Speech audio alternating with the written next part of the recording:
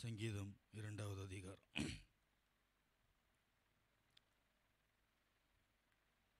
இரண்டாவது சங்கீதம்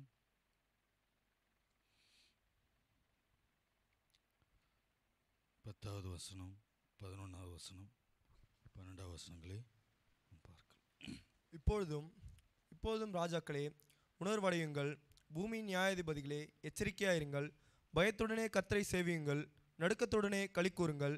குமாரன் கோபம் கொள்ளாமலும் நீங்கள் வழியிலே அழியாமலும் இருக்கும்படிக்கு அவரை முத்தஞ்செய்யுங்கள். கொஞ்ச காலத்திலே அவருடைய கோபம் பற்றி எரியும். அவரை அண்டிக் கொள்ளுகிற யாவரும் பாக்கியவான்கள். நான் வாசித்த இந்த வேத வசனங்களில்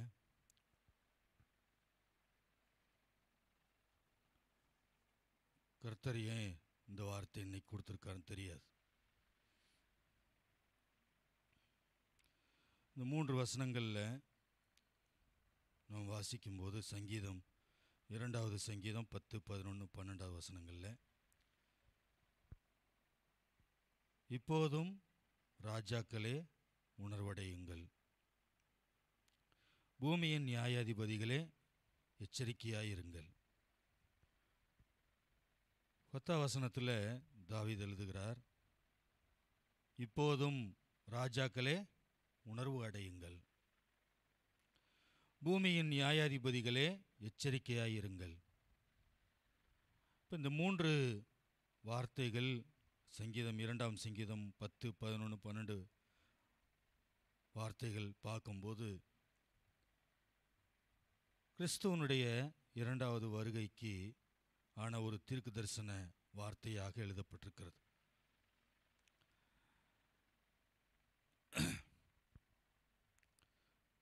ராஜாக்களை பார்த்து சொல்லப்பட்டிருக்கிறது. பூமியில் உள்ள நியாயாதிபதிகள் என்றால் நீதி விசாரிக்கிறவர்கள், பெரிய பெரிய அதிகாரிகள், போஸ்டிங்கில் உள்ளவங்களுக்கும் இந்த வார்த்தை சொல்லப்பட்டிருக்கு. அவங்க எல்லாரும் என்ன பண்ணணுமா? உணர்வு அடைய வேண்டும், எச்சரிக்கையாக இருக்க வேண்டும். இப்போ இந்த 3 வசனங்களே பார்க்கும்போது கிறிஸ்துவனுடைய வருகைக்கான ஒரு எச்சரிக்கையாக எழுதப்பட்டிருக்கிறது. 2ஆம் வருகையை குறித்த ஒரு எச்சரிக்கை. 9ஆம் வசனத்தில் நாம் வாசிக்கும்போது இருப்பு கோலால் அவர்களை நொறுக்கி குயக்களத்தை போல் அவர்களை உடைத்து போடுவீர் என்று சொன்னார் அப்படின்னு எழுதப்பட்டிருக்கு.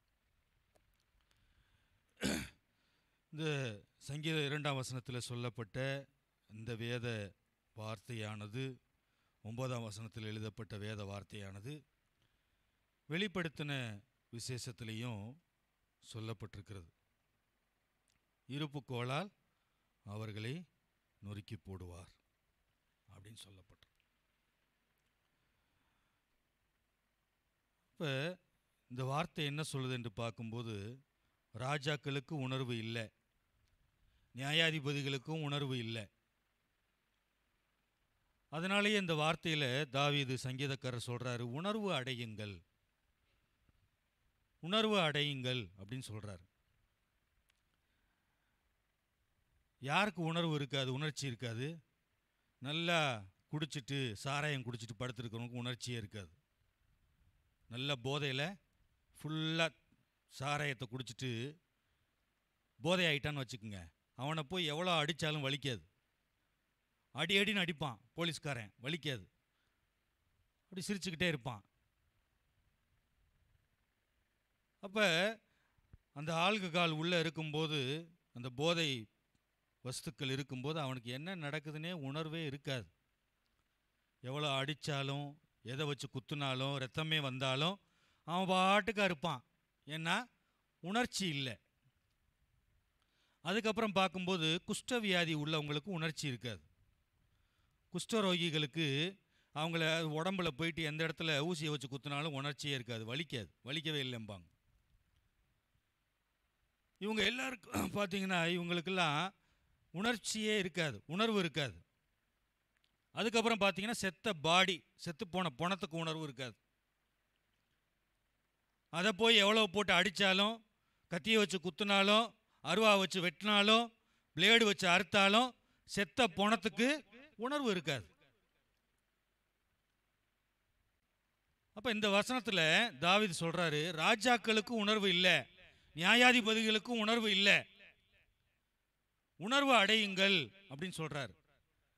தேவனுடைய வார்த்தையை கேட்டு, கர்த்தருடைய வார்த்தையை கேட்டு நீங்க உணர்வு அடையாவிட்டால் உணர்வு அடையுங்கள். பூமியில் உள்ள நியாயாதிபதிகளே நீங்கள் எச்சரிக்கையாய் இருங்கள். இந்த ரெண்டு காரியங்களை இந்த 10வது வசனத்துல தாவீது எழுதுறார் தீர்க்க தரிசனமாக. இப்போ இன்னைக்கு எத்தனை பேருக்கு எத்தனையோ வருஷம் இந்த சபையில் வசனம் கேட்டுட்டாங்க, எத்தனை வருஷம் கேட்டாங்க. 2023 முடிஞ்சு போச்சு, 2024 வரப்போகுது. இந்த இடத்துல ஊழியத்தை ஆரம்பித்ததுலேருந்து வசனம் கேட்குறவங்க இருக்கிறாங்க. நாங்கள் கேட்டால் நாங்கள் பெருமையாக நாங்கள் மலர் ஸ்கூலில் ஊழியம் ஆரம்பித்தப்பவே நாங்கள் இருந்தோம், வார்த்தை கேட்டோம் அப்படிம்பாங்க. என்ன பிரயோஜனம்? உணர்வு இருக்குதா? வார்த்தையை கேட்டு உணர்வு அடையலை, உணர்ச்சி இல்லாத மனிதர்களாக தான் இருக்கிறாங்க. எவ்வளோ வார்த்தைகளை உங்களை வழிநடத்தின ஊழியக்காரராகிய ஜானையா சொல்லியிருப்பார், எவ்வளோ சத்தியத்தை போதிச்சிருப்பார். ஆனால் உணர்வுங்கிறதே இல்லை. சின்ன பிள்ளைங்களுக்கும் இல்லை, வாலிப பிள்ளைங்களுக்கும் இல்லை, பெண்களுக்கும் இல்லை, ஆண்களுக்கும் இல்லை, உணர்வு இல்லை. தொடச்சு போட்டு இருக்கிறாங்க அப்படியே. அந்த மனுஷன் இருக்கும் போதெல்லாம் எத்தனையோ வாலிப பசங்களை பார்த்து மனம் திரும்ப சொல்லியிருப்பாரு. அப்படியே அவருக்கு டேக்கா கொடுத்துட்டு போய் ஒளிஞ்சிட்டு நின்றவளா இருக்கிறான். இங்கே இருக்கிறவங்க உட்காந்துருக்கோம், முன்னால் உட்காந்துருக்கோம். ஜானங்களை பார்த்து ஒளிஞ்சுப்பாங்க, இப்படி போயிட்டு வசனம் எடுறா மனம் திரும்பினான்னு போய் ஒளிஞ்சுப்பாங்க, இப்படியே பின்னால் போயிட்டு வெளியில் போய் ஒளிஞ்சுப்பானுங்க. அவரும் சொல்லி பார்த்தாரு, அவரும் போயிட்டார். இப்போ யார் இருக்கிறாங்க உங்களுக்கு சொல்றதுக்கு? அப்போ உணர்வு அடையுங்கள் அப்படின்னு சொல்லி வசனம் சொல்லுது. அப்போ இன்னைக்கு பார்க்கும்போது கேட்டு உணர்வே இல்லை. மனம் திரும்பணும், நானும் என் இருதயத்தை சரி செய்து கொள்ள வேண்டும் அப்படிங்கிற உணர்வு இல்லாதவங்களாவே இருக்கிறாங்க. அப்போ இந்த வசனத்தில் பார்க்கும்போது அதான் சொல்லப்பட்டிருக்கு, நீங்க உணர்வு அடையுங்கள், எச்சரிக்கையா இருங்க. ஏன் அப்படின்னு சொல்லி பார்த்தா 11ஆம் வசனத்தில் சங்கீதக்காரர் சொல்றாரு, ஏன் உணர்வு அடையணும், ஏன் எச்சரிக்கையா இருக்கணும் அப்படின்னா 11ஆம் வசனத்தில் சொல்ற, பயத்துடனே கர்த்தரை சேவியுங்கள், நடுக்கத்துடனே களி கூறுங்கள். பயத்தோட கர்த்தரை சேவிக்க சொல்றார், நடுக்கத்துடனே களி கூறுங்கள். இப்போ இன்னைக்கு பயம்தான். வேத வசனம் தெளிவாக சொல்லுது நீதிமொழிகள்ல, கர்த்தருக்கு பயப்படுற பயம்தான் ஞானத்தின் ஆரம்பம். கர்த்தருக்கு பயப்படுற பயம்தான் உன்னுடைய ஆயுசு நாட்களை பெருக பண்ணும். இப்படி கர்த்தருக்கு பயப்படுற பயம் நிறைய காரியங்களை நம்ம வாழ்க்கையில செய்யும் சொல்லி வேதம் சொல்லுகிறது. இப்ப கர்த்தருக்கு பயப்படும் போது உன் ஆயுசு நாட்களே பெருகும். உன் ஆயுசு நாட்கள், நீ அற்ப ஆயுசுல ஒரு 50 வயசுல சாக போறேன்னு வச்சுக்கோ, ஆயுசு நாட்களை பெருக பண்ணுவார். அது கர்த்தருக்கு பயப்படுற பயத்துல தான் இருக்குது. ஞானம், புத்தி, அறிவு இதெல்லாம் எப்போ வரும்னா கர்த்தருக்கு பயப்படுற பயம் இருக்கும்போது தான். அதான் தாவீது சொல்றாரு, பயத்துடனே கர்த்தரை சேவியுங்கள், நடுக்கத்துடனே அவருடைய பிரசன்னத்தில் களி கூறுங்கள். எத்தனை பேருக்கு அந்த பயம் இருக்குது? கர்த்தருடைய பிரசன்னத்துக்கு வரும்போது, ஆலயத்துக்கு வரும்போது பயத்தோட நடுக்கத்தோட அவரை சேவிக்கணும், களி கூற வேண்டும் அவருடைய சமூகத்தில் அப்படின்னு எத்தனை பேர் வர்றீங்க? பயத்தோட ஆராதனை செய்யணும், களி கூறணும் சொல்றார். 1 நாளாகும் புத்தகம் 16வது அதிகாரம் 30ஆம் வசனத்தில் என்ன எழுதப்பட்டிருக்கு? 1 நாளாகமும் 16வது அதிகாரம் 30வது வசனம்.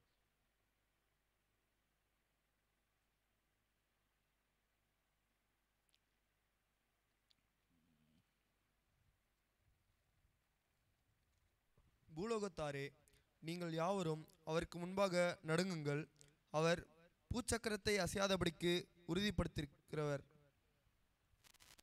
இந்த வசனத்தில் எழுதப்பட்ட காரியத்தை பார்க்குறோம். பூலோகத்தாரே, நீங்கள் எல்லாரும் அவருக்கு முன்பாக நடுங்குங்கள், பூச்சக்கரத்தை அசையாதபடிக்கு அவர் உறுதிப்படுத்தி இருக்கிறார். பூமியில் உள்ள எல்லாரும் அவருக்கு நடுங்கணும் அப்படின்னு சொல்லி நாளாகமம் 1 நாளாகமத்தில் இங்கே எழுதப்பட்டிருக்கிற நாம் பார்க்குறோம். ஏன்னா பூச்சக்கரம்னா பூமி, பூமி அந்த அஸ்திபாரத்தை அசையாதபடிக்கு அவர் அதுக்கு முத்திரை போட்டிருக்கிறார் அப்படின்னு சொல்லப்பட்டிருக்கு. இப்போ பூலோகத்தாரே அவருக்கு நடுங்குங்கள். ஏசாயா 61வது அதிகாரம் 10வது வசனத்தில் எழுதப்பட்ட காரியத்தை பார்ப்போம். ஏசாயா தீர்க்கதரிசி புத்தகம் 61வது அதிகாரம் 10.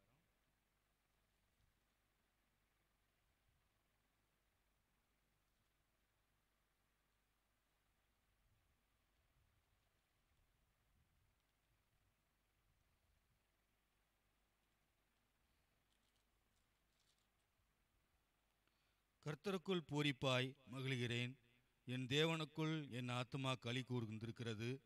மணவாளன் ஆபரணங்களினால் தன்னை அலங்கரித்துக் கொள்கிறதற்கும் மனைவாட்டி நகைகளினால் தன்னை சிங்காரித்துக் கொள்கிறதற்கும் ஒப்பாக அவர் இரட்சிப்பின் வஸ்திரங்களை எனக்கு உடுத்தி நீதியின் சால்வையை எனக்கு தரித்தார்.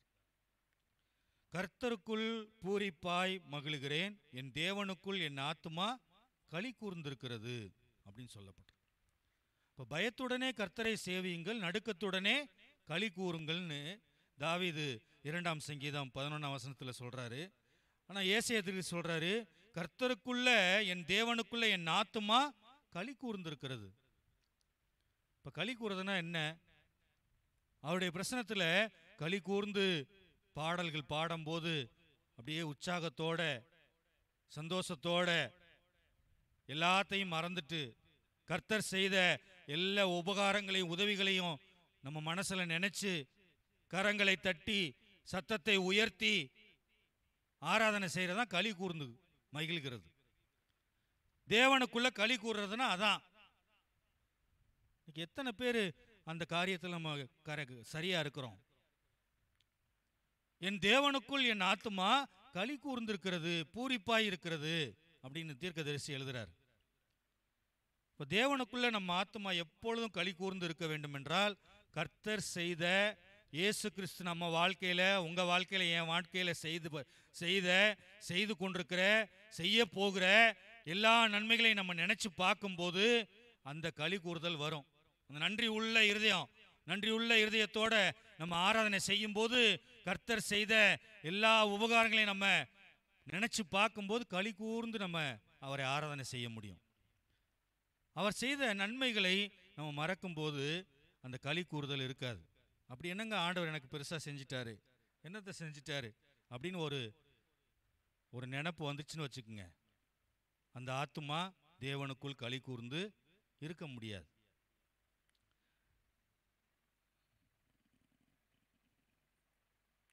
நான் கர்த்தருக்குள் களி கூர்ந்து மகிழ்கிறேன் அப்படின்னு சொல்றார். இப்போ களி கூறுங்கள், நடுக்கத்துடனே களி கூறுங்கள், பயத்துடனே கர்த்தரை சேவியுங்கள் அப்படின்னு சொல்றார். பிலிப்பியர் 2வது அதிகாரம் 12ஆம் வசனம் என்ன சொல்லுகிறது என்று பார்க்கலாம். பிலிப்பியர் எழுத நிருபம் 12வது அதிகாரம் 2வது அதிகாரம் 12வது வசனம்.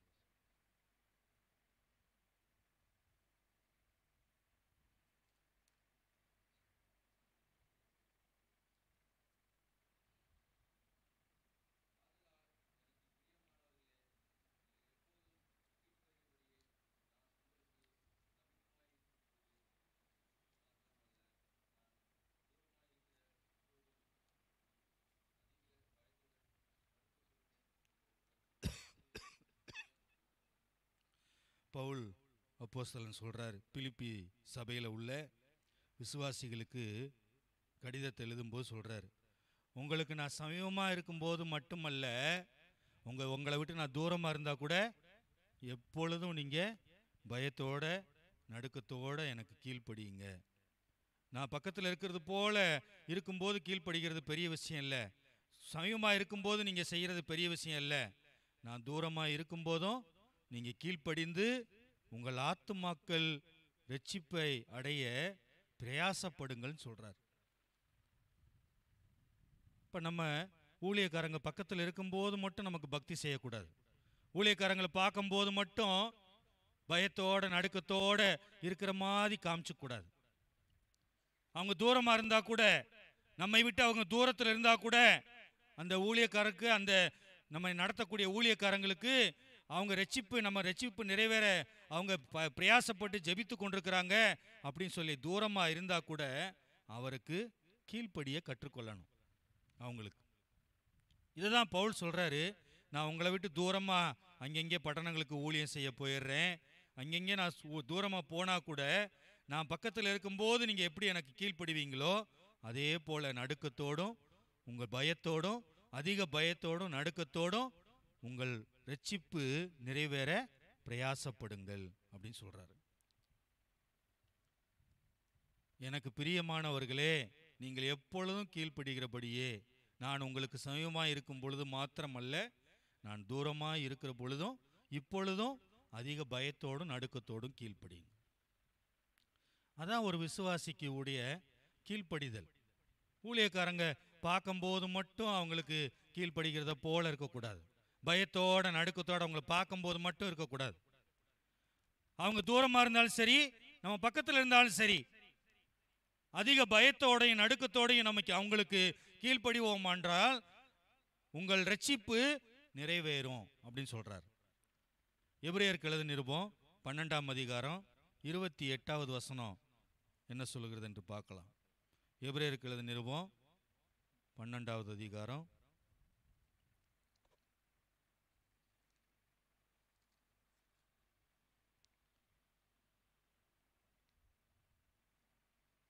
'ஆதலால் அசைவில்லாத ராஜ்யத்தை பெறுகிறவர்களாகிய நாம் பயத்தோடும் பக்தியோடும் தேவனுக்கு பிரியமாய் ஆராதனை செய்யும்படி கிருபையை பற்றி கொள்ள கடவோம். நம்முடைய தேவன் பட்சிக்கிற அக்னியாய் இருக்கிறாரே.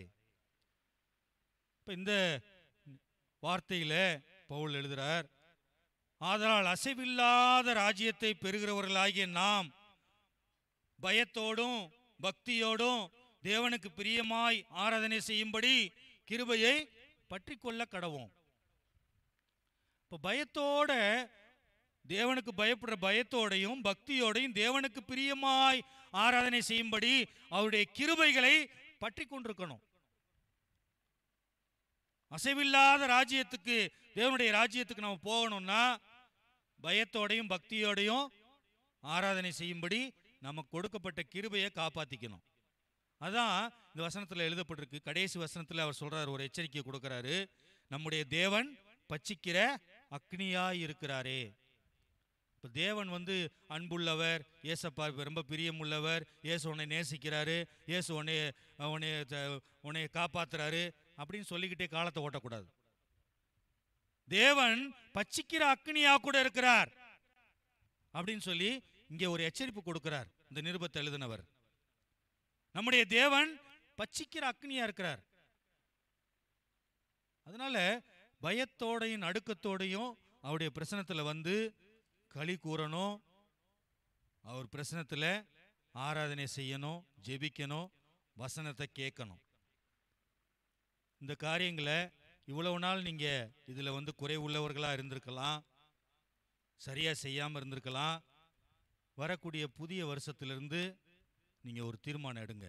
பயத்தோட நான் கர்த்தருடைய பிரசனத்தில் நடுக்கத்தோட வருவேன், பயத்தோட களி கூறுவேன், பயத்தோட நான் வேதத்தை வாசிப்பேன், பயத்தோட ஆராதனை செய்வேன், நடுக்கத்தோட நான் களி கூறுவேன், தேவனுடைய பிரசனத்தில் பயபக்தியோட நான் நடந்து கொள்ளுவேன் அப்படின்னு ஒரு தீர்மானம் எடுக்கணும். அங்கங்கே விக்கிரகத்தை வணங்குறவன், கோயிலில் போயிட்டு பெரிய பெரிய கோயிலில் கல் சிலைகளை வணங்குறவங்க, வெண்கல சிலைகளை வணங்குறவங்க பார்த்தீங்கன்னா அவ்வளோ பயபக்தியோட போய் சேவிக்கிறான், வணங்குறான். இத்தனையோண்டு விக்கிரகம் அங்கே மலை மேலே இவ்வளோதான் இருக்கும், இவ்வளோ ஹைட்டு தான் இருக்கும். அதை பார்க்கறதுக்கு பார்த்தீங்கன்னா 40 நாள் விரதம் இருக்கிறான், நான் அதை சாப்பிட மாட்டேன் இதை சாப்பிட மாட்டேங்கிறான். காலையில் எழுந்திரிச்சு குளிரில் போய் நான் தண்ணியை குளிக்கணும், தண்ணியை ஊற்றிக்கணும், தலையில் குளிர் அடித்தாலும் பரவாயில்ல போய் குளிக்கணும், அதில் போயிட்டு நான் மேடில் நடந்து போகணும், காட்டில் நடந்து போகணும். போயிட்டு அந்த சின்ன விக்கிரகத்தை போயிட்டு ஒரு 10 நிமிஷம் 5 நிமிஷம் கூட பார்க்க முடியாது. அப்படி எப்படின்னா போ கொண்டு வந்த தேங்காயை போட்டு போயிட்டே இரு அப்படின்னு சொல்லிடுவான். அந்த விக்கிரகத்தை போய் வணங்குறதுக்கு அவ்வளவு பயபக்தியோட நடுக்கத்தோட அவங்க ஆராதனை செய்கிறாங்க. ஒன்றுமே இல்லை, மனுஷனுடைய கை வேலை. உங்களை மாதிரி என்னை மாதிரி மனுஷன் உருவாக்குன, மனுஷனால செய்யப்பட்ட ஒரு உருவத்துக்கு, ஒரு சிலைக்கு அவ்வளவு நடுக்கத்தோட பயத்தோட ஆராதனை செய்கிறான். ஆனா நானும் நீங்களும் ஜீவனுள்ள இரட்சகர், ஜீவனுள்ள இயேசு கிறிஸ்து மரணத்தை ஜெயித்து பாதாளத்தை வென்று 3ஆம் நாள் கல்லறை கூட, மரணம் கூட அவரை கட்டி வைக்க கூடாது இருந்தது என்று சொல்லி வசனம் சொல்லுகிறது. கல்லறையை உடைத்து கொண்டு வெளியே உயிர்த்தெழுந்த இயேசுவாக இன்றும் நம் மத்தியிலே உலாவி கொண்டிருக்கிற ஜீவனுள்ள தேவனை ஆராதிக்கிற நாம் எவ்வளவு பயத்தோட நடுக்கத்தோட அவரை சேவிக்கிறோம், வணங்குறோம். ரொம்ப ஆராய்ஞ்சு பார்க்க வேண்டிய விஷயம். அவ்வளோ பயபக்தியோடு செய்கிறாங்க. மசூதிக்கு போனீங்கன்னா, முஸ்லீம் மசூதி போய் எத்தனை பேர் பார்த்துருக்கீங்க தெரியல. மசூதிக்கு உள்ள வெளியே பெரிய டூமா கட்டியிருப்பாங்க, பெரிய கோபுரமாக அழகாக பார்க்குறது கட்டியிருப்பாங்க. 1000 லைட்டில் மவுண்ட் ரோடில் ஒரு மசூதி இருக்குது, பெரிய மசூதி, சென்னையிலேயே. பார்க்குறதுக்கே அழகாக இருக்கும் இந்த மவுண்ட் ரோடில் இருந்து பார்க்கும்போது. அது உள்ளே போய் எத்தனை பேர் பார்த்துருக்கீங்கன்னு தெரியாது. உள்ளுக்குள்ளே போனீங்கன்னா ஒன்றுமே இருக்காது, சுற்றி செவர் தான் இருக்கும். ஒரு விக்கிரகமோ இல்லை ஒரு பொறை போட்டு 786 சிம்பிளோ எதுவுமே இருக்காது. 4 சுவர் தான் இருக்கும். அதுக்குள்ள போகும்போது அவ்வளோ பயபக்தியோட போவாங்க. அவங்க நமாஸ் பண்ண போகும்போது சைலண்டா இருக்கும். உள்ள போனாலே ஒரு சத்தம் இல்லாம அப்படி பின்ட்டு அந்த குண்டூசி போட்டா கூட சத்தம் கேட்காதபடி ஒரு சத்தம், அப்படி ஒரு அமைதி இருக்கும். உள்ள போகும்போதே வெளியே ஒரு குளம் வச்சிருப்பான், நீச்சல் ஸ்விம்மிங் பூல் மாதிரி. அதில் போய் கால் கழுவுவாங்க. முட்டி வரைக்கும் நல்லா லுங்கியை தூக்கி விட்டுட்டு நல்லா கழுவிட்டு, காலை கழுவிட்டு, கையை கழுவிட்டு, முகத்தை கழுவிட்டு, அதுக்கப்புறம் தான் தொடச்சிட்டு, அதுக்கப்புறம் கர்ச்சிப்பை தலையில் கட்டிட்டு குள்ளாவை போட்டு உள்ளே போவான். உள்ளே போய் 1 மணி நேரம் 1/2 மணி நேரம் அமைதியாக நமாஸ் பண்ணுவாங்க. எந்த சத்தமும் இருக்காது, பயத்தோட பக்தியோட.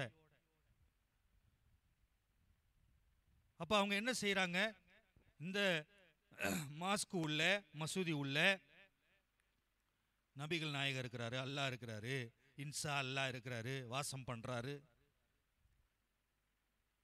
நம்முடைய தொழுகையை கேட்டுக்கொண்டிருக்கிறாரு அப்படின்னு சொல்லி பயத்தோட பக்தியோட போய் நமாஸ் செய்கிறாங்க. ஆனால் இன்னைக்கு கிறிஸ்தவங்களுக்கு அந்த பயம் இல்லை, சபைகள் அந்த பயம் இல்லை, கிறிஸ்தவ சபைகள் அந்த பயம் இல்லை, அந்த நடுக்கம் இல்லை. ஜீவனுள்ள ஆண்டவர் இங்கே வாசம் பண்ணுகிறார். பைபிள் வார்த்தையின்படி நம்ம சொல்லலாம், நினைச்சு பார்க்கலாம். இயேசு ஆண்டவர் என்ன சொன்னாரு, எங்கே 2 பேராவது 3 பேராவது என் நாமத்தினாலே கூடி இருக்கிறார்களோ அவங்க நடுவில் நான் இருப்பேன்னு சொன்னார். 2 பேராவது 3 பேராவது அந்த சர்ச்சில் சபையில் இருந்தா கூட போதும். அவங்க மத்தியில் 4வது ஆளா 3வது நபரா யார் இருக்கிறாரா, இயேசு நான் அங்கே வாசம் பண்ணுவேன்னு சொன்னார். அப்போ ஞாயிற்றுக்கிழமை நம்ம கூடுறோம், இங்கே சபையில் கூடுறோம் ஆராதனைக்கு. 2 பேர் 3 பேருக்கு மேலே அதிகமாகவே இருக்கிறோம். அப்போ இங்கே நடுவில் இயேசு ஆண்டவர் இருப்பாரா இருக்க மாட்டாரா? இயேசு கிறிஸ்து இந்த நம்ம மத்தியில் இருப்பாரா இருக்க மாட்டாரா? சொல்லுங்க, இருப்பாரா இருக்க மாட்டாரா? சத்தமே வரல. இருப்பாருன்னு எத்தனை பேர் சொல்றீங்க? அவங்கள அல்லேலூயா சொல்லுங்க சத்தமா. இப்போ 3 பேர் 4 பேர் 3 பேர் 2 பேர் இருக்கிறவங்க மத்தியில் நான் இருப்பேன் அப்படின்னு இயேசு சொல்லிட்டு போனார். அப்போ 3வது நபராக 4வது நபராக அவர் நம்ம மத்தியில் இருக்கும்போது அந்த உணர்வோடு நம்ம வந்தோம் வச்சுக்கோங்க, அந்த பயத்தோடு வந்தோம் வச்சுக்கோங்க. 2 பேர் இருக்காங்கப்பா சர்ச்சில், 3 பேர் இருக்காங்கப்பா, 4வது ஆளாக இயேசு அந்த இடத்துல இருக்கிற மத்தியில் இருக்கிறாரு அப்படின்னு பயத்தோடு வந்தோம்னா இயேசு கிறிஸ்து மூலமாக வரக்கூடிய அந்த கிருபைகளை, அந்த ஆசீர்வாதங்களை நம்ம முழுமையாக பெற்றுக்கொள்ள முடியும். இன்னைக்கு அப்படி அந்த பயத்தோடு இன்னைக்கு வர்றதே கிடையாது. அதான் தாவீது சங்கீதத்தில் சொல்றாரு, நீங்க பயத்தோட நடுக்கத்தோட அவரை சேவியுங்கள், நடுக்கத்துடனே அவர் பிரசன்னத்தில் சமூகத்தில் களி கூறுங்கள் அப்படின்னு சொல்றார். அடுத்த வசனத்தில் என்ன சொல்றார் பார்க்கும்போது, சங்கீதம் 2வது அதிகாரம் 12வது வசனத்துக்கு நம்ம வருவோம். சங்கீதம் 2வது சங்கீதம்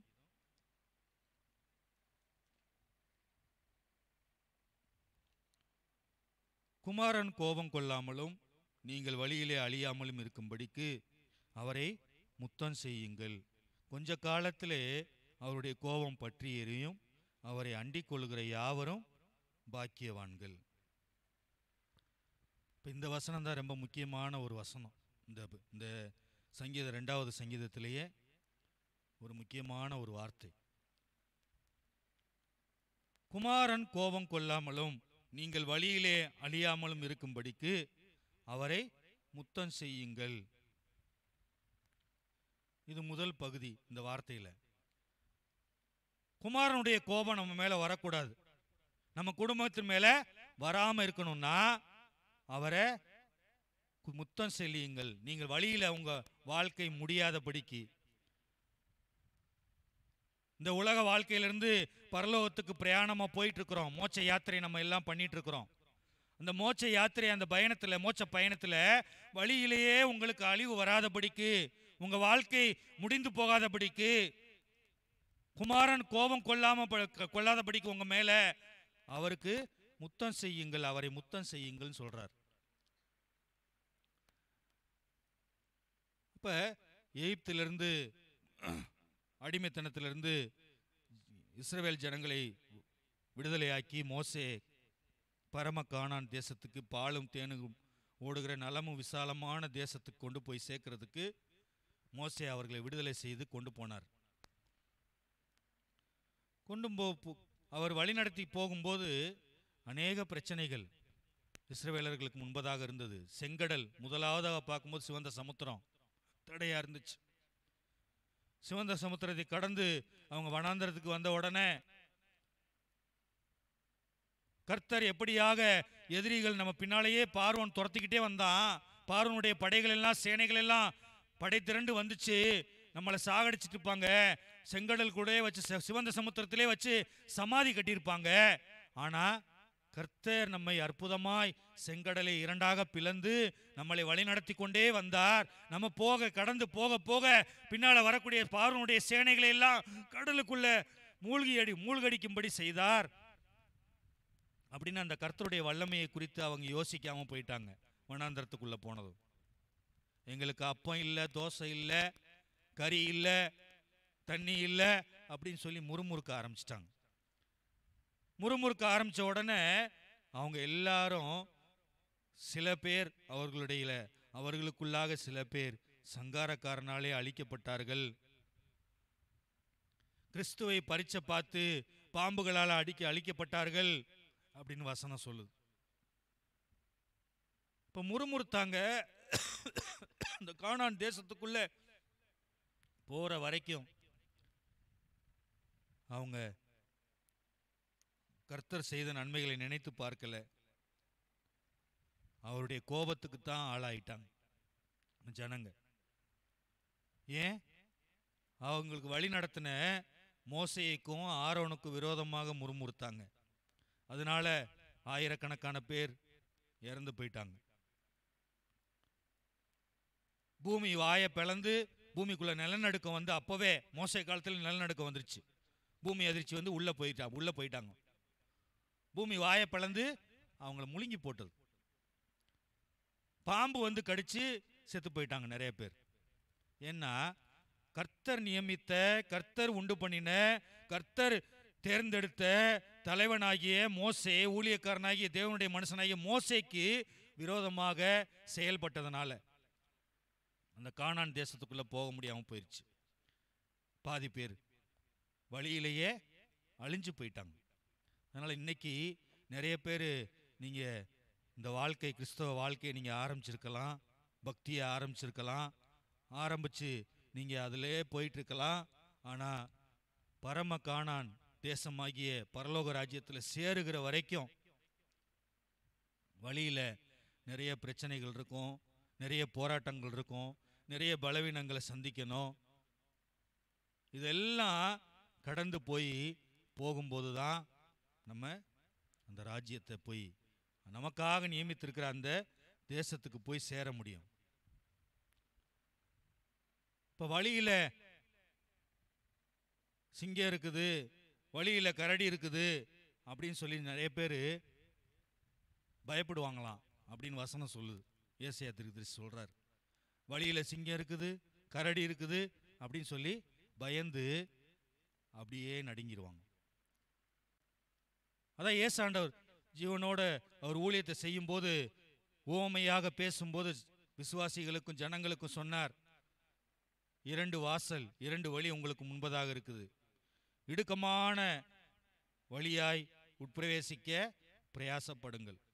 அநேகர் உட்பிரவேசிக்க வகை தேடினாலும் அவர்களால் கூடாமல் போகும் என்று உங்களுக்கு சொல்லுகிறேன்.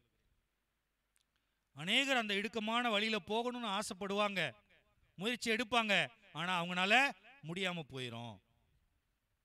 ஏன்னா கேட்டுக்கு போற வழி விசாலமா இருக்கு, வழி விரிவாகவும் இருக்குது, அதுல பிரவேசிக்கிறவங்க அநேகம் பேர் சொல்ற. அதனால அந்த கேட்டுக்கு போகிற விசாலமான வழி, உலக வழி, விசாலமான அந்த வழியை தான் பார்க்குறாங்க. இன்னைக்கு பார்க்குது கிறிஸ்தவ சமுதாயம், கிறிஸ்தவ விசுவாசிகள் விசாலமான அந்த விரிவான வழியாக ஈஸியாக நாங்கள் பக்தி செய்யணும், ஈஸியாக நாங்கள் கண்டிஷன் இல்லாமல் எதுவுமே இல்லாமல் நாங்கள் ஈஸியாக பக்தி செய்துட்டு பரலோக ராஜ்யத்துக்கு போயிடணும் அப்படின்னு நினைக்கிறாங்க. அது முடியாது. ஏசாண்டவர் சொல்லிட்டார், இடுக்கமான வாசல் வழியா உட்பிரவேசிக்குங்க சில பேர் தான், அநேகம் பேர் கேட்டுக்கு போற வழியா அந்த விசாலமான வழியா போயிடுவாங்க அப்படின்னு சொல்றார். ஆனால் இடுக்கமான வாசல் வழியா நம்ம போறதுக்கு பிரயாசப்படுறதுக்கு தான் இந்த உலக வாழ்க்கையில கிறிஸ்துவை நம்ம அறிந்தவர்களாக விசுவாசிகளாக ஒவ்வொரு நாளும் நம்ம வார்த்தையை கேட்கும்போது அந்த இடுக்கமான வழி நமக்கு முன்னால் இருக்குது. அந்த வழியில நம்ம போகும்போது வழியிலேயே நம்ம அழிஞ்சு போகாதபடிக்கு, வழியிலேயே நம்முடைய வாழ்க்கையில பின்வாங்கி போகாதபடிக்கு எச்சரிக்கையா இருக்கணும். குமாரனை முத்தம் செய்யுங்கள்னு சொல்றார். முத்தம் செய்யுங்கள்னா என்ன அர்த்தம்? குமாரனாகிய இயேசுக்கு முன்னால சரணடைஞ்சிருங்கன்னு சொல்றார். சரணடையுங்கள். இப்போ போலீஸ்காரன் ஒரு குற்றவாளியை துரத்திக்கிட்டே இருக்கிறான், நிறைய கொள்ளையடிச்சிட்டான், நிறைய திருடிட்டான், நிறைய இடத்துல அவன் மேல் நிறைய கேஸ் இருக்குது. அவனை துரத்திக்கிட்டே இருப்பாங்க, பிடிக்க முடியாமல் அப்பப்போ அவன் அங்கெங்கே ஓடி பதுங்கி ஒளிஞ்சிட்டு இருப்பான். கடைசியாக ஒரு வழியாக அவன் கண்ணில் மாட்டிட்டான் வச்சுங்க, துரத்திட்டே போவாங்க போலீஸ்காரங்க. ஏய் ஓடாதரா ஓடாத, சுற்றுவேன்னு சொல்லுவார். சுடக்கூடாது, ஷூட்டிங் ஆர்டர் வர வரைக்கும் சுடக்கூடாது, சுற்றுவேன் பயமுறுத்துவார். அவன் என்ன பண்ணுவான், சுற்றுவாருன்னு சொன்ன உடனே பயத்தில் 2 கையும் தூக்கிடுவான். 2 கையும் தூக்கி நின்றுட்டான்னா சுடக்கூடாது. இது போலீஸ் ரூல்ஸ். 2 கையும் தூக்கிட்டு அந்த குற்றவாளி தூக்கி நின்றுட்டான்னா அவனை சுடவே கூடாது. ஷூட்டிங் ஆர்டர் இருந்தால் கூட சுடக்கூடாது. ஏன்னா அவன் சரணடைஞ்சிட்டான். தன்னுடைய தப்புக்களை உணர்ந்து, தவறுகளை உணர்ந்து, நான் சரணடைகிறேன், போலீஸுக்கு நான் சரணடைகிறேன், காவல்துறைக்கு நான் சரணடைகிறேன் அப்படின்னு சொல்லி சரணடைஞ்சிட்டான். அதனால அவனை சுடவே கூடாது. அப்படியே அரெஸ்ட் பண்ணி கையில் விலங்கு மாட்டி நேர கோர்ட்டுக்கு கொண்டு போயிடணும், நீதிபதிக்கு முன்னால. அதான் இந்த வசனத்தில் தாவீது சொல்றாரு, குமாரன் கோபம் கொள்ளாம அவருடைய கோபம் உங்க மேல வராதபடிக்கு, வழியிலே நீங்கள் அழிந்து போகாதபடிக்கு அவரை முத்தம் செய்யுங்கள், அவருக்கு முன்னால சரணடைஞ்சிருங்க.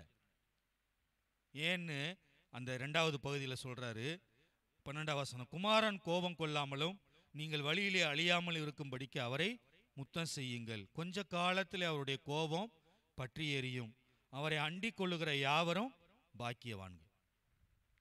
கொஞ்ச காலத்துல என்ன பண்ணுமா, அவருடைய கோபம் பற்றி எரிய போகுது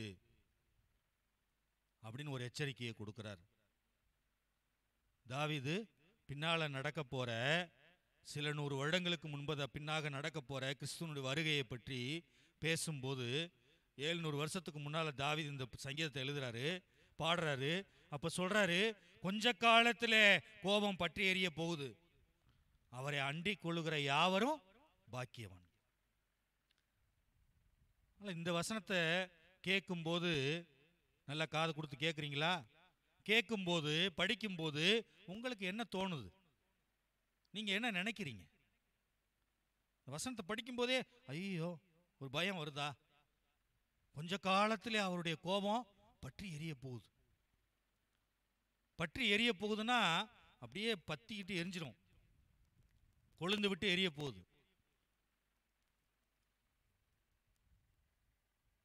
அவரை அண்டிக் கொள்ளுகிற யாவரும் பாக்கியவான்கள். அதனால் ஆண்டவருடைய கோபாக்கினை நாளில் நம்ம அவருக்கு முன்னால் நிற்க முடியாது. அவருக்கு முன்னால் நீங்கள் நானும் தப்பிக்கிறது ரொம்ப கஷ்டம். அதான் ஒரு எச்சரிக்கையாக தாவீது சொல்றாரு, பயத்தோட கர்த்தரை சேவியுங்கள், நடுக்கத்துடனே அவரை களி கூறுங்கள். குமாரன் கோபம் கொள்ளாமல் உங்க மேல அவருடைய கோபம் வராதபடிக்கு அவரை முத்தம் செய்யுங்கள். வழியில நீங்க அழிஞ்சு போகாதபடிக்கு, உங்க வாழ்க்கையை பாதியிலே முடிஞ்சு போகாதபடிக்கு அவரை முத்தம் செய்யுங்கள். 2024 வருஷம் ஆரம்பிக்க போறோம். நாளையிலிருந்து, காலையிலிருந்து எத்தனை பேர் அந்த வருஷத்தை முடிக்க போறாங்க, எத்தனை பேர் அந்த வருஷத்துல அவங்க முடியாம போக போகுதுன்னு தெரியாது. அவங்க வாழ்க்கை 2024 வரைக்கும் போகுது, கடைசி வரைக்கும், இல்லை பாதியிலேயே எத்தனை பேர் யாருக்கும் தெரியாது. அதான் ஒரு எச்சரிக்கையா சொல்றார், வழியில நீங்க உங்களுக்கு அழிவு காத்து கொண்டிருக்கிறது, வழியில நீங்க அழிஞ்சு போகாதபடிக்கு குமாரனை போய் முத்தம் பண்ணுங்க, முத்தம் செய்யுங்கள், அவரை அண்டிக் கொள்ளுங்க. அவருடைய கோபம் பற்றி எரிய போகுது, அவர்கிட்ட போய் சரணடைங்க, அவரிடத்துல போய் சேர்ந்து கொள்ளுங்க, அவர்கிட்ட ஒப்புரவாகுங்க. குமாரன் கிட்ட, குமாரனாகி கிறிஸ்து கிட்ட போய் ஒப்புரவாகுங்க, ஒப்புரவாகி சரணடையுங்க. அப்ப நீங்க எல்லாரும் பாக்கியவான்களா மாறிடுவீங்கன்னு சொல்றாரு. அதனால இந்த வருஷ கடைசி நாள் வரும்போது நம்ம இதை தான் செய்யணும். இந்த டிசம்பர் 31 வரும்போது ஒரே கூத்து அடிச்சுட்டு, கும்மால் அடிச்சுட்டு, சர்ச்சில் பாட்டு பாடிக்கிட்டு, டான்ஸ் ஆடிக்கிட்டு, போட்டி, இந்த போட்டி அந்த போட்டி நடத்திக்கிட்டு நிறைய சபைகள் இருக்காங்க. மெட்ராஸ் போனீங்கன்னா ஜிங்கு ஜிங்கு ஜிங்கு ஜிங்குன்னு ஆடிக்கிட்டு, பாட்டு பாடிக்கிட்டு, ஒரே துதிக்கிறோம் குதிக்கிறோம்னு சொல்லி பாட்டு பாடிட்டு களி கூறுறாங்க. அதுக்கல்ல, நம்முடைய இதயத்தை இந்த வருஷம் முழுவதும் தேவன், இந்த 2023 வருஷம் முழுவதும் ஜனவரி மாதம் 1ஆம் தேதியிலிருந்து டிசம்பர் 31ஆம் தேதி நைட்டு வரைக்கும் என்னை உயிரோட வச்சிருக்கிறாரே, என்னை ஜீவனோட வச்சிருக்கிறாரே. எனக்கு எந்த பலவீனமும் நோயும் வராம, நோய் வந்து நான் போய் ஹாஸ்பிட்டல் அட்மிட் ஆகி இருக்காம, என் பிள்ளைங்க, என் குடும்பம் எல்லாரையும் வச்சிருக்கிறாரே அப்படின்னு சொல்லி நன்றியோட கூட அவர் நம்ம இருதயத்தை ஆராய்ஞ்சு பார்த்து அவருக்கு நன்றி சொல்லி அவரை துதிச்சு அவருக்கு நம்ம அவர் செஞ்ச காரியங்களை நினைச்சு பார்க்கறதுக்கு தான், நம்ம இருதயத்தை ஆராய்ஞ்சு பார்க்கறதுக்கு தான் இந்த 31ஆம் தேதி நைட்டு வாட்ச் நைட் பிரேயர். தமிழ்ல என்ன சொல்லுவாங்க தெரியுமா? காத்திருப்பு கூட்டம் அப்படின்னு சொல்லுவாங்க. காத்திருப்பு கூட்டம். எத்தனை பேர் எவ்வளவு நேரம் காத்திருக்க போறாங்க? 1 மணி நேரம் காத்திருக்கிறதே எங்களுக்கு கஷ்டங்க, 2 மணி நேரம் காத்திருக்கிறதே கஷ்டம். காத்திருக்கலாம் முடியாது. ஒரு சில சபைகளில் பார்த்தீங்கன்னா விடிய விடிய காத்திருப்பாங்க, விடிய விடிய அதிகாலை வரைக்கும் அப்படியே காத்திருப்பு கூட்டம் நடத்தி அப்படி காத்திருந்து தேவனை துதிச்சுக்கிட்டு இருப்பாங்க, பாடல் பாடிட்டு இருப்பாங்க, ஜெபம் பண்ணுவாங்க, கர்த்தர் செய்த நன்மைகளை நினைத்து பார்த்து. நமக்கு காத்திருக்கவே முடியாது, தேவனுடைய பிரசன்னத்தில் காத்திருக்க முடியாது. 1 மணி நேரம் 2 மணி நேரம் காத்திருக்கிறது ரொம்ப கஷ்டம். முட்டி வலி வந்துடும், கால் வலி வந்துடும், இடுப்பு வலி வந்துடும், தலைவலி வந்துடும், குளிர் அடிச்சிடும், எல்லா வழியும் வந்து ஒன்னா வந்து போய் சேராம வச்சிருக்காரே, மேலே போய் சேராம 31ஆம் தேதி வரைக்கும் உயிரோட கர்த்தர். அதுக்கு அன்னைக்கு ஒரு நாள் நைட்டு தேங்க்ஸ் சொல்ல முடியாது, நன்றி சொல்ல முடியாது. வாயை திறந்து ஜெபிச்சு வாய்களால உதடுகளால துதித்து கர்த்தரை துதித்து மகிமைப்படுத்த முடியாது. என்ன இருதயம்? அதான் தாவீது சொல்றாரு, உணர்வு அடையுங்கள், ராஜாக்களே நீங்க உணர்வு அடையுங்கள், நியாயாதிபதிகளே நீங்க பயத்தோட உணர்வடையுங்கள், நீங்க வந்து உணர்வோட இருங்க, கர்த்தருக்கு முன்பதாக உணர்வே இல்லை உங்களுக்கு, எச்சரிக்கையா இருங்க அப்படின்னு இந்த 10வது வசனத்துல தாவீது சொல்றாரு. உணர்வு நமக்கு என்னைக்குமே இருக்கணும். நமக்கு முன்னால இந்த 2023 வருஷத்துல நம்ம பார்த்தவங்க எத்தனையோ பேர் இல்லை, இந்த உலகத்தை விட்டு போயிட்டாங்க, கடந்து போயிட்டாங்க, உங்க வாழ்க்கை முடிஞ்சு போச்சு. 2024 வருஷம் எப்படி இருக்குன்னு சொல்ல முடியாது. நான் ஆசீர்வாதமா இருப்பீங்கன்னு நான் சொல்றது, சொல்றதுக்கு எனக்கு விருப்பம் இல்லை. ஆசீர்வாதம்லாம் இல்லை. இனிமே வந்து ஆண்டவருடைய வருகை தான், நியாய தீர்ப்பு தான். ஆசீர்வாதம் சொல்லி ஜனங்களை ஏமாற்றக்கூடாது. இனிமே ஆசீர்வாதம்லாம் கிடையாது.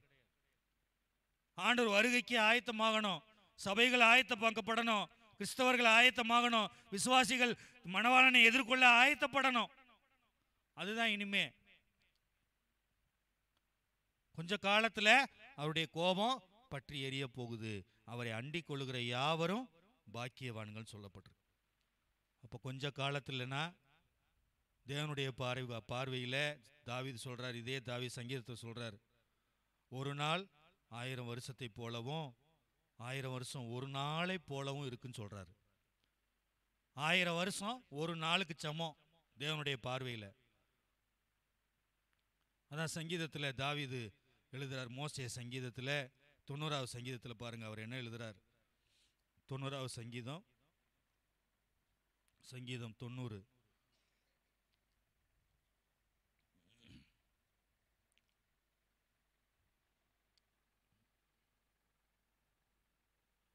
ஏழாவது வசனத்திலிருந்து நம்ம வாசிச்சு பார்க்கும்போது, நாங்கள் உமது கோபத்தினால் அழிந்து உமது உக்கிரத்தினால் கலங்கி போகிறோம்.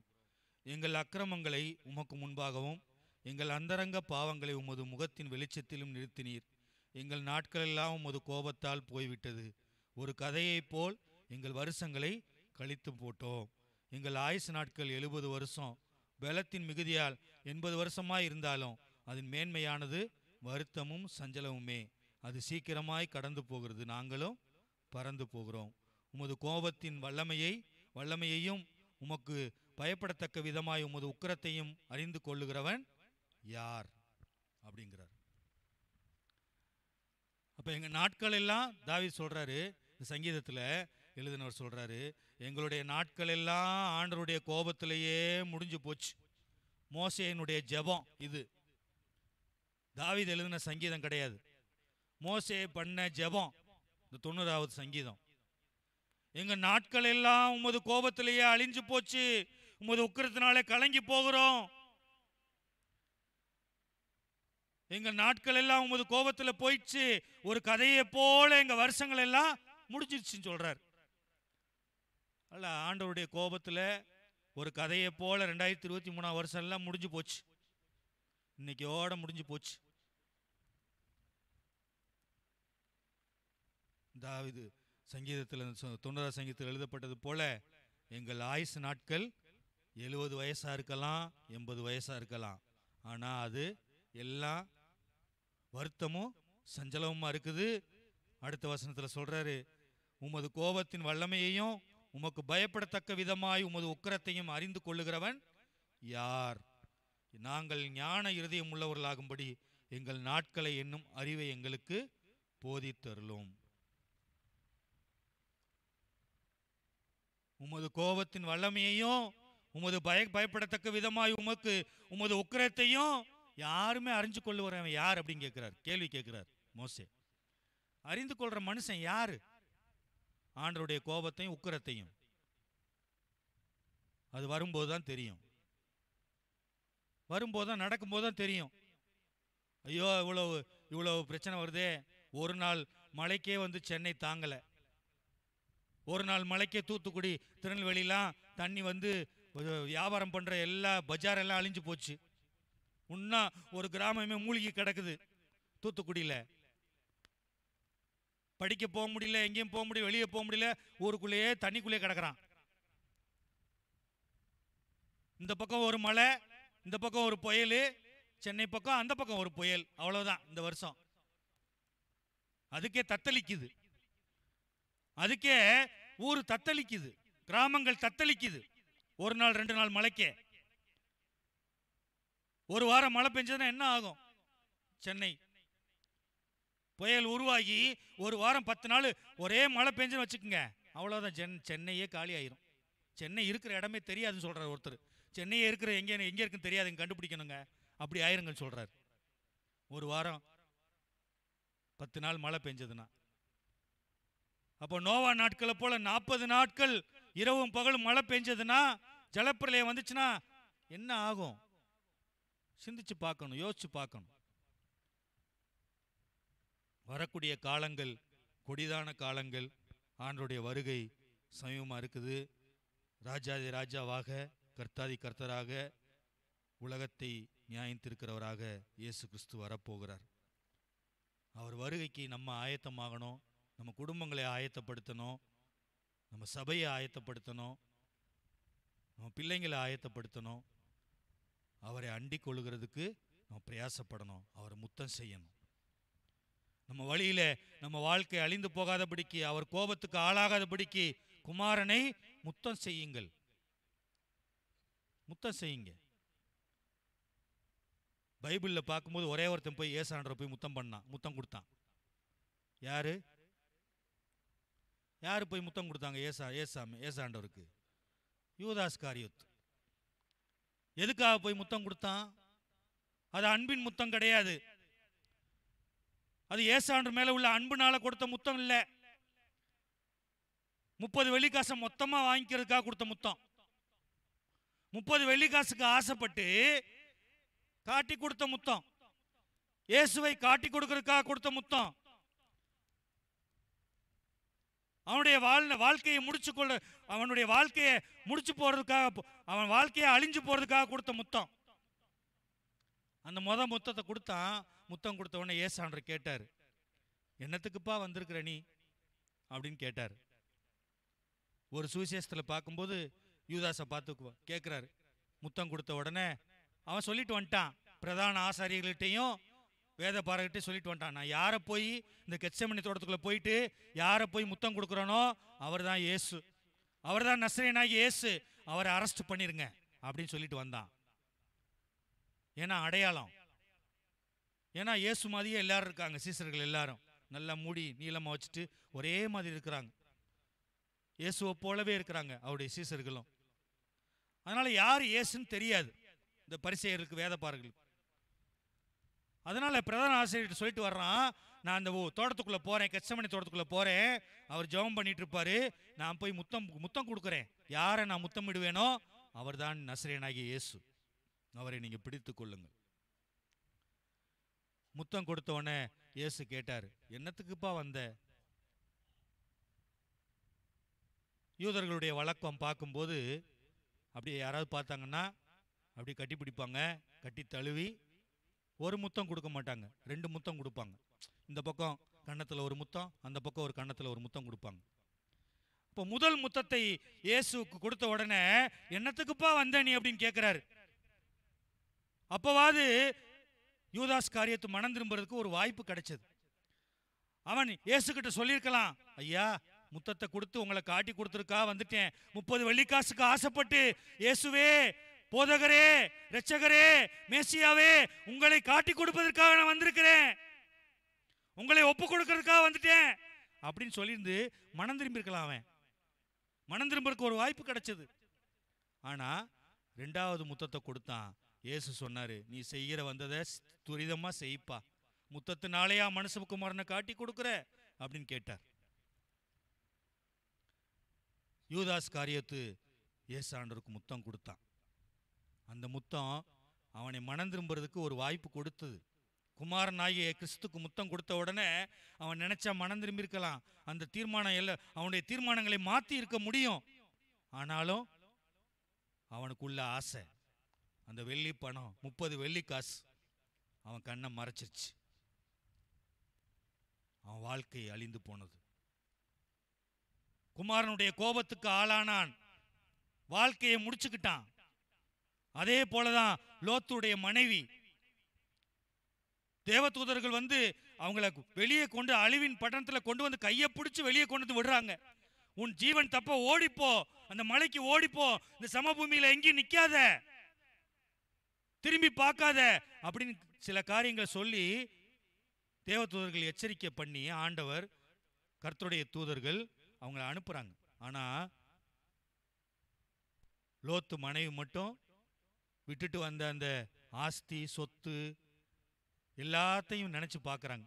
ஐயோ, இவ்வளவு பணத்தை விட்டுட்டோமே, இவ்வளவு வீட்டை விட்டுட்டோமே, இவ்வளவு வயல்களை விட்டுட்டோமே, பசுமையான இடத்தெல்லாம் விட்டுட்டு வந்துட்டோமே அப்படின்னு திரும்பி பார்த்தா பாருங்க, உப்பு தூணா மாறிட்டான்.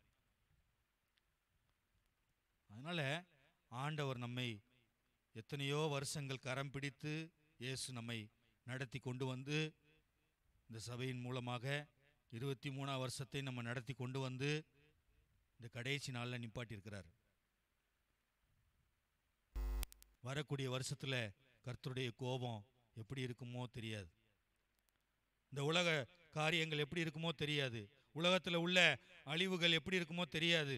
கொள்ளை நோய்கள் வருமோ இல்லை மற்ற சுனாமிகள் வருமோ எதுவுமே தெரியாது.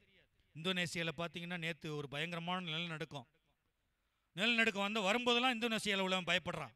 ஏன்னா சுனாமி வந்துடும். இந்தோனேசியாவில் வந்துச்சுன்னா சுனாமி அப்படியே இந்தியாவுக்கும் வரும். அப்படியே லிங்க்கு, அந்த கடலுக்கும் இந்த கடலுக்கும் லிங்க்கு. 2016 இந்தோனேசியாவில் நிலநடுக்கம் ஏற்பட்டு சுனாமி வந்துச்சுன்னா இங்கே வந்துச்சு, சென்னைக்கு வந்தது. நிலநடுக்கம் வந்துச்சுனாலே பயப்படுறாங்க, ஐயோ சுனாமி வந்துருமா அப்படின்னு. ஒருத்தர் சொல்றாரு என்கிட்ட, ஒரு கடைக்காரர், இந்த டிசம்பர் மாதம் வந்தாலே பயமா இருக்குதுங்க. மழை பெஞ்சிட்டு இருக்கும்போது புயல் வரும்போது சொல்றாரு, டிசம்பர் மாதம்னாலே பயமா இருக்குதுங்க, ரொம்ப என்ன நடக்குமோன்னு. இந்த டிசம்பர் மாதம் முடிகிற வரைக்கும் பயமா இருக்குதுங்க, ஏன்னா டிசம்பரில் தான் எல்லாம் நடக்குதுங்க. அப்போ ஆண்டவர் இந்த கடைசி நாள் வரைக்கும் நம்மை உங்களே என்னையும் கொண்டு வந்திருக்கிறார், கொண்டு வந்து நிப்பாட்டி இருக்கிறார்னா அவருடைய சுத்த கிருபை, அவருடைய அன்பு, அவருடைய இரக்கம், தயவு, நீடிய பொறுமை உங்கள் மேலேயும் என் மேலேயும் நம்ம குடும்பத்து மேலேயும் இன்னும் இருக்குது. அந்த கிருபைக்கு பாத்திரவான்களாக நம்ம நடந்துக்கணும். அவருடைய அன்புக்கு பாத்திரமாக நம்ம வரக்கூடிய வருஷத்தில் அவர் கோபத்துக்கு ஆளாகாமல் அவருடைய அன்பினால அவருடைய கிருபையினால அவர் கொடுத்த அந்த காரியங்களை ரட்சிப்பு நிறைவேற நம்ம பிரயாசப்படணும். 2024 வருஷத்தில் அவர் கோபத்துக்கு நம்ம யாருமே தப்பிச்சு கொள்ள முடியாது. கோபம் வந்துச்சுன்னா வெளிப்படுத்தல் 6வது அதிகாரம் 16 வசனத்தில் பாருங்க. வெளிப்படுத்தல் 6வது அதிகாரம் 16 வசனம்.